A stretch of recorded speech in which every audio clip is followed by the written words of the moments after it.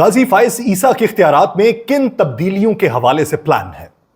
اسلام آباد کے الیکشن روک کر حکومت کیا پلان کرنے جا رہی ہے؟ نئے چیف جسٹس کے لیے کس کا نام فائنل ہے یا قاضی فائز ہی عہدے پر برقرار رہیں گے؟ کیا پورے آئین کو ہی تبدیل کرنے کا ارادہ کر لیا گیا ہے؟ آصف علی زرداری نے مولانا سے حمایت مانگی اور نور عالم خان نے برق رفتاری سے بل تیار کر لیے۔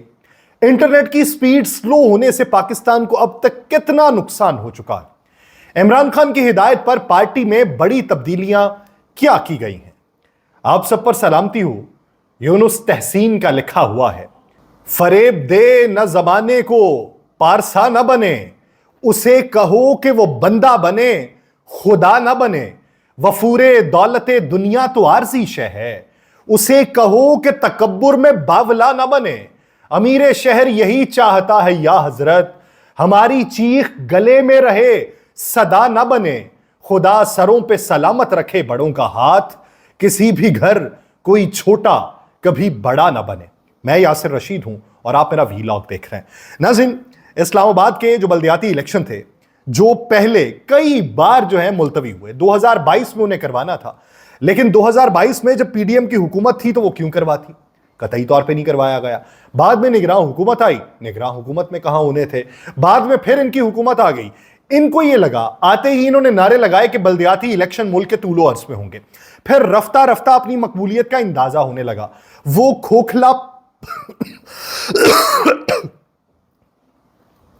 کھوکھلے پن کا لبادہ جو ہے وہ اترنے لگا۔ انہیں معلوم ہونے لگا کہ ہمارے حق سے گیم نکلتی ہوئی دکھائی دے رہی ہے۔ اور پھر ایسے وقت کے اندر کہ جب آپ کے اتحادی بھی ناراض تھے، ایسے وقت کے اندر کہ جب فارم 45 اور فارم 47 کی گردان اس وقت جاری ہے، ایسے وقت کے اندر کہ جب الیکشن ٹریبیونلز کے کیسز جو ہیں وہ پینڈنگ کے اندر ہی پڑے ہوئے ہیں، تو کس طریقے سے اسلام آباد کے بلدیاتی الیکشن ہوتے ہیں؟ ایک نئی اختراع نکالی گئی اور نئی اختراع نکال کے کہا یہ گیا کہ یونین کاؤنسلز کی تعداد کم ہے، ہم یونین کاؤنسلز کی تعداد کو بڑھانا چاہتے ہیں، اور یونین کاؤنسل کی تعداد کو بڑھانے کے لیے بل پارلیمان میں، پارلیمان سے سینٹ میں، سینٹ سے منظور ہوا، اور اب صدر مملکت کی منظوری کے بعد وہ باقاعدہ طور پہ ایکٹ بن جائے گا۔ صدر مملکت رات گئے اس کے اوپر دستخط کر دیں گے، صبح معلوم پڑے گا جی کہ بلدیاتی الیکشن اسلام آباد کے ملتوی ہو چکے ہیں۔ پھر اس کے بعد ری شیڈول ہوگا، نئی حلقہ بندیاں ہوں گی، اور نئی حلقہ بندیوں کے بعد معاملات پتہ چلیں گے کہ یہ تو 2025 سے بھی باہر کی گیم چلی گئی۔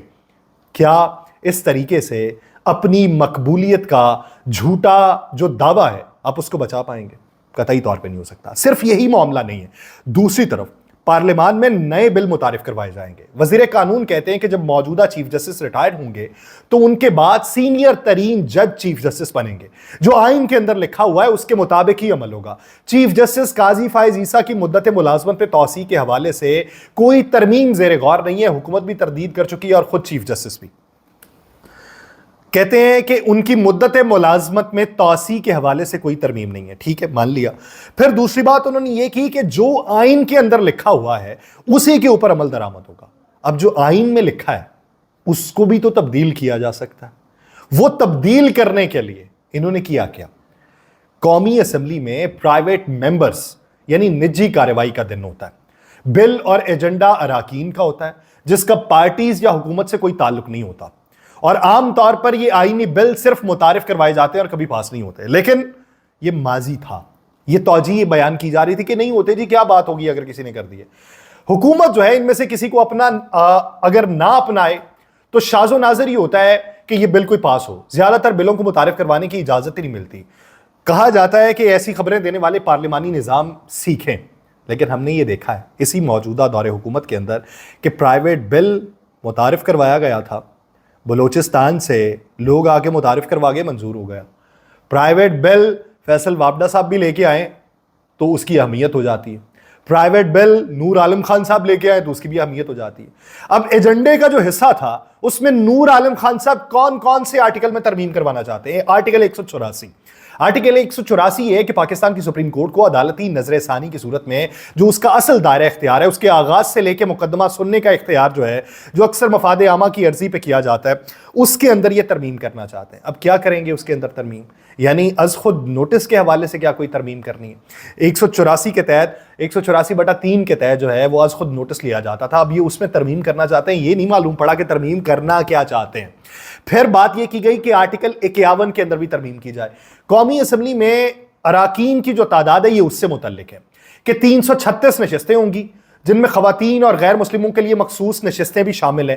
اب یہ اس کے اندر بھی ترمیم کرنا چاہتے ہیں کہ 336 کو کیا کم کرنا ہے کہ مخصوص نشستیں اگر نہیں بھی ملتی ان پارٹیز کو جو یہ پاکستان تحریک انصاف کو نہیں دینا چاہتے, یہ پاکستان تحریک انصاف کو نہیں دیں گے, تو پھر وہ جو 336 ہے وہ کیسے پوری کرنی ہے؟ تو کیا یہ اس کے اندر ترمیم کر کے اس کی تعداد کو کم کر کے اپنے کورم کا پورا کر لیا جائے گا؟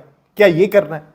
اب اس کی بھی تفصیلات نہیں ہے, لیکن اس ایجنڈے میں یہ اس آرٹیکل میں بھی ترمیم کی بات ہے. پھر ایک اور آرٹیکل ہے 59 جس کے مطابق 4 غیر مسلم ہر صوبے سے ایک ہر صوبائی اسمبلی کے ارکان منتخب کریں گے. یہ اس میں بھی ترمیم کرنا چاہتے ہیں.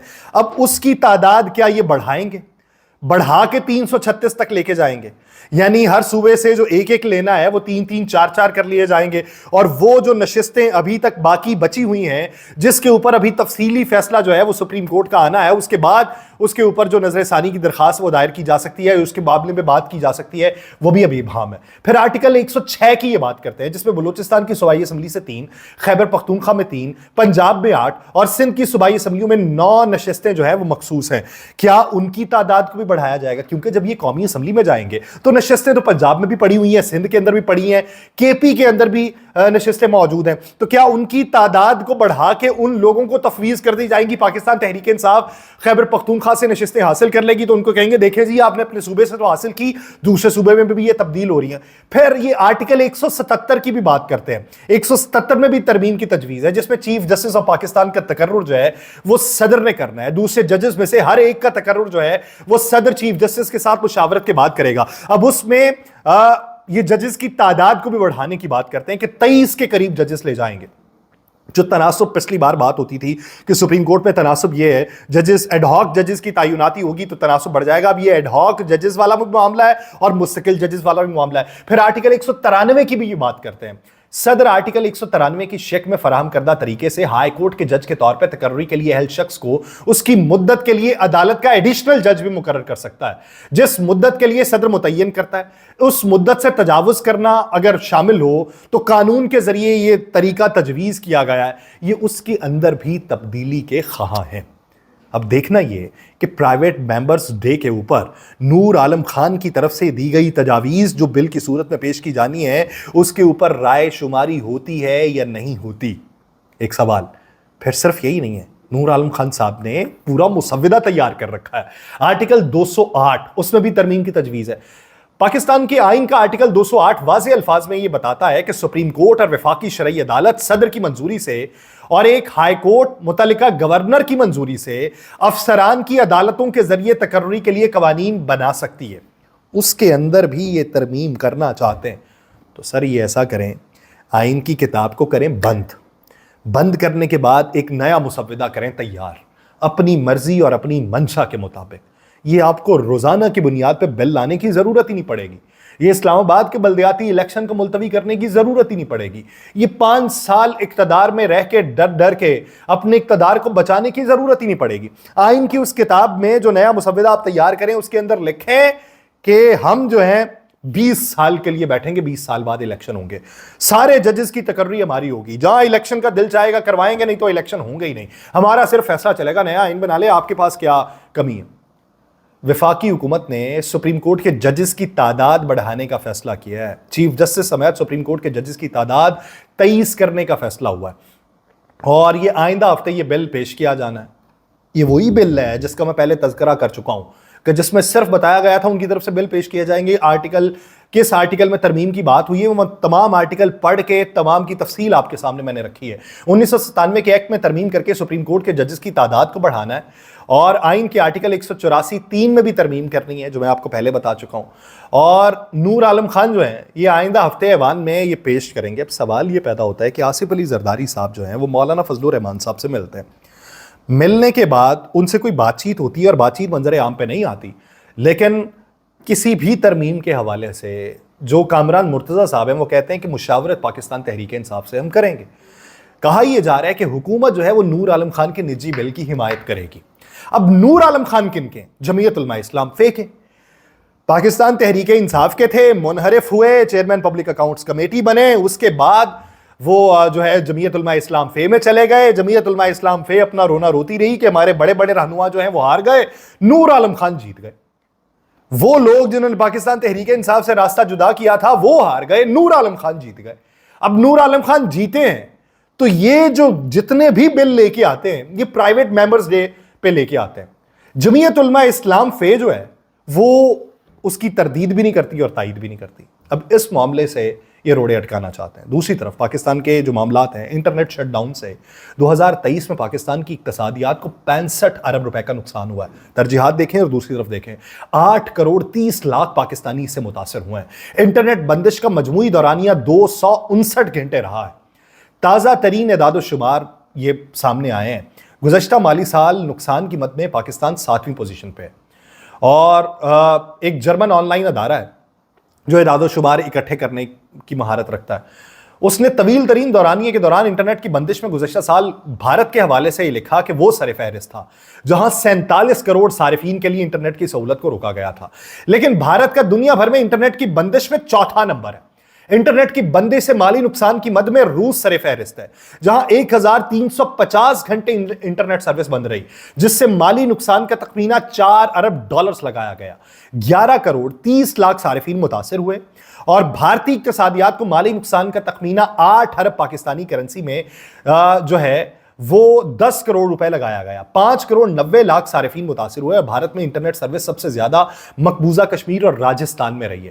بھارت میں انٹرنیٹ کو ملک میں عوامی احتجاج روکنے کے لیے پیشگی طور پہ بند کیا گیا تھا, جبکہ منی پور کی اگر بات کریں تو وہاں پہ نسلی کشیدگی کے پیش نظر انٹرنیٹ کو بند کیا گیا تھا. پاکستان کی مجموعی صورتحال میں سبھی کو بندش کا سامنا کرنا پڑا. وہاں پہ ٹارگٹ ایریاز تھے, یہاں پہ پورا پاکستانی ٹارگٹ ایریاز کے اندر تھا. پہلے کہا گیا 7 کیبلز آتی تھیں, 7 میں سے 2 متاثر ہوئی, پھر کہا گیا کہ تیسری بھی کسی نے کاٹ دی. وہ رفتہ رفتہ یہ نہ ہو کہ 7 تک ہی کٹ جائیں. ہمیں جو 5G کا لارا لگایا ہوا ہے, ہم 4G سے بھی جاتے رہے. ہمارا 4G کیا چل رہا ہے, ہمارا 3G نہیں چل رہا, ہمارا 2G نہیں چل رہا, ہم سمپل G کے اوپر بیٹھے ہوئے ہیں. یہ سارا معاملہ ہے. اب اس میں حکومتی ترجیحات آپ نے دیکھنی ہے, وہ بلوں کے اوپر اٹکی ہوئی ہیں, وہ ان تمام معاملات کے اوپر اٹکی ہوئی ہیں. لیکن بین الاقوامی سطح پہ اور اقتصادی حوالے سے حیران کن پیش رفت یہ ہے کہ ایران نے پاکستان کو یہ بتاتے ہوئے اپنا آخری نوٹس جاری کر دیا ہے کہ تہران کے پاس اس کے علاوہ کوئی چارہ نہیں بچا کہ وہ گیس کے حصول کے لیے 180 دن کی توسیع شدہ ڈیڈ لائن کے دوران اپنی زمین پر IP گیس پروجیکٹ کے تحت پائپ لائن کی تعمیر نہ کرنے پر پاکستان کے خلاف اگلے ماہ ستمبر 2024 میں فرانسیسی قانون کے تحت پیرس کی ثالثی عدالت سے رجوع کر لیں. اس منصوبے کو 2014 سے 10 سال کی تاخیر کا سامنا ہے. 2014 میں یہ پاس ہوا تھا. GSPA gas sales purchase agreement, اس پر 2009 میں فرانسیسی قانون کے تحت دستخط ہوئے تھے اور پیرس میں قائم ثالثی عدالت دونوں ممالک کے درمیان پیدا ہونے والے تنازعات کا فیصلہ کرنے کا فورم ہے. فرانسیسی جو ثالثی عدالت ہے امریکی پابندیوں کو تسلیم نہیں کرتی. پاکستان کے انٹر سٹیٹ گیس سسٹمز یعنی ISGS اور نیشنل ایرانی گیس کمپنی یعنی NIGC, انہوں نے ستمبر 2019 میں ایک نظر ثانی شدہ معاہدے کے اوپر دستخط کیے تھے. اور نظر ثانی شدہ معاہدے کے تحت اگر پائپ لائن کی تعمیر میں تاخیر ہوئی تو ایران کسی بھی بین الاقوامی عدالت سے رجوع نہیں کرے گا, لیکن پاکستان 2024 تک اپنی پائپ لائن بچھائے گا, جس کے بعد اسے ایران سے روزانہ 750 ملین کیوبک فٹ گیس حاصل ہوگی.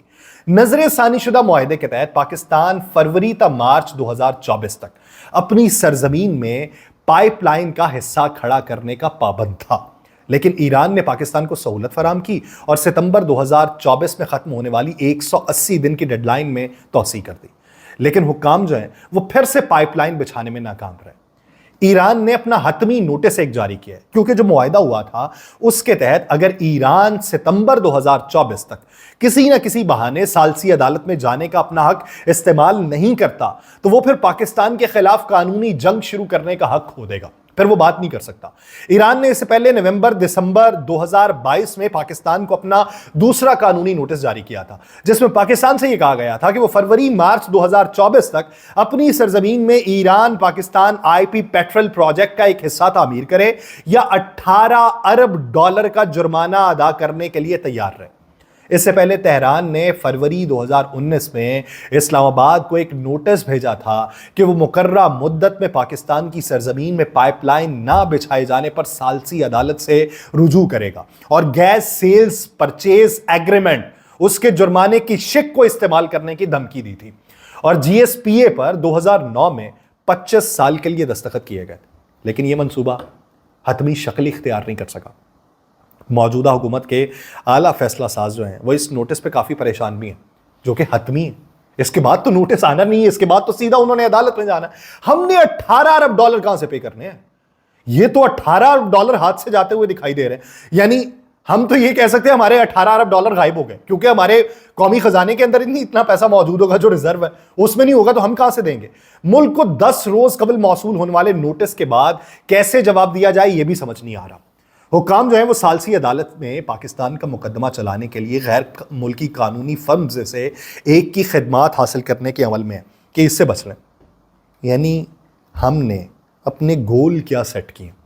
ہم نے گول یہ سیٹ کیے ہیں کہ پاکستان تحریک انصاف کی نشستیں کیسے ان سے لینی ہے، ہم نے گول یہ سیٹ کیے ہیں کہ الیکشن کیسے رکوانا ہے، ہم نے گول یہ سیٹ کیے ہیں کہ مولانا روٹھے بھی ہیں تو کیسے منانا ہے، ہم نے گول یہ سیٹ کیے ہیں کہ پاور شیئرنگ کا معاملہ کس طریقے سے کرنا ہے، ہم نے گول یہ سیٹ کیے ہیں کہ ایک دوسرے پہ اگر بمبارمنٹ ہوتی ہے تو پنجاب میں پیپلز پارٹی کو حصہ دے دو، ہم نے گول یہ سیٹ کیے ہیں کہ حکومت بچانے کے لیے سیاست قربان ہوتی ہے تو کرتے رہو، ہم نے گول یہ سیٹ کیے ہیں کہ جو بھی ہوتا ہے اپنے ہی گول کے لیے ہو، کسی اور کے گول کے لیے نہیں۔